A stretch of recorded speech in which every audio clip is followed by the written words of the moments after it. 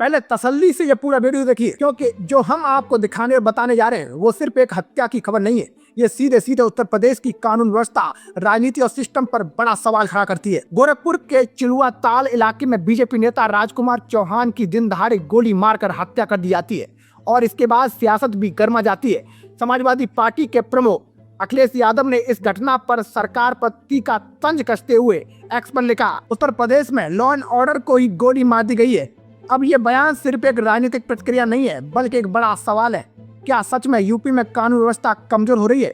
लेकिन दोस्तों, इस पूरी कहानी को समझने के लिए आपको थोड़ा पीछे जाना पड़ेगा।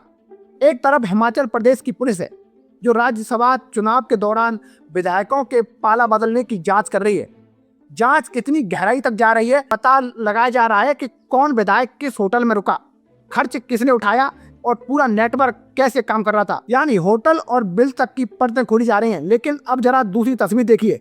हरियाणा के राज्यसभा चुनाव के दौरान कांग्रेस विधायक जिस होटल में ठहरे उसका नाम सामने आता है, वाइल्ड फ्लावर ऑफ हॉल।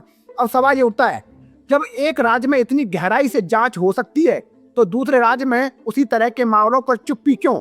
क्या जांच भी अब सेलेक्टिव हो गई है? क्या सिस्टम का इस्तेमाल और राजनीतिक मैसेज देने के लिए किया जा रहा है? दोस्तों, यही वो पॉइंट है जहां से पूरा मामला सिर्फ एक घटना नहीं दोस्तों, बल्कि सिस्टम की निष्पक्षता पर सवाल खड़े करता है। लेकिन कहानी यहीं खत्म नहीं होती। अब वापस आते हैं गोरखपुर की उस घटना पर जिसने पूरे इलाके को दहला कर दिया। बीजेपी के सक्रिय सदस्य राजकुमार चौहान, जो इलाके में अच्छी पकड़ रखते थे, उन्हें दिन दहाड़े गोली मार दी जाती है। भीड़भाड़ वाला इलाका, लोग मौजूद और अपराधी बेखौफ होकर वारदात को अंजाम देकर फरार हो जाते हैं। अब सबसे बड़ा सवाल है, आखिर ये हिम्मत आती कहां से? कौन है जो इन अपराधियों को इतना बेखौफ बना रहा है? इस हत्या के पीछे राजनीतिक रंजिश की आशंका भी जताई जा रही है। पुलिस ने तेजी दिखाते हुए कई टीमों का गठन किया है। परिजनों की तहरीर के आधार पर 8 लोगों के खिलाफ केस दर्ज हुआ है, जिनमें 7 संदिग्धों को हिरासत में लिया जा चुका है। एसएसपी डॉक्टर कौस्तुभ और अन्य वरिष्ठ अधिकारी मौके पर पहुंचे और इलाके में भारी पुलिस बल तैनात किया गया, गश्त बढ़ा दी गई। लेकिन सवाल अब भी वही खड़ा है, क्या ये सब घटना के बाद की कार्रवाई है या पहले से रोकथाम हो सकती थी? पर गदवा और आसपास के इलाकों में इस घटना के बाद डर और तनाव साफ महसूस किया जा सकता है। लोग सहमे हुए हैं और उनके मन में एक ही सवाल है, अगर दिन दहाड़े ऐसा हो सकता है तो फिर आम आदमी कितना सुरक्षित है? और यहीं से राजनीति इस पूरे मामले में पूरी तरह से एंट्री लेती है। विपक्ष सीधे सीधे सरकार पर आरोप लगा रहा है, अपराधियों को संरक्षण मिल रहा है, जबकि सत्ता पक्ष इसे आपराधिक घटना बताकर जांच की बात कह रहा है।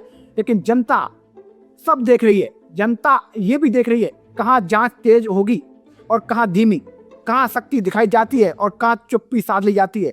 तो अब सवाल सीधा है, क्या ये सिर्फ अलग अलग घटनाएं या फिर एक बड़ा पैटर्न बनता जा रहा है? क्या कानून व्यवस्था वाकई कमजोर हो रही है या ये सिर्फ सियासी आरोप प्रत्यारोप है? और सबसे बड़ा सवाल, क्या सिस्टम अब भी पूरी तरह निष्पक्ष है या फिर राजनीति के हिसाब से काम करता है? आप क्या सोचते हैं? क्या हिमाचल प्रदेश और हरियाणा के मामलों में एक जैसा रवैया अपनाया जा रहा है? और गोरखपुर की इस घटना को आप कैसे देखते हैं? सिर्फ अपराध या कुछ और बड़ा? अपनी राय कमेंट में जरूर बताइए, क्योंकि आपकी आवाज ही सबसे बड़ा जवाब है। जय हिंद, जय भारत।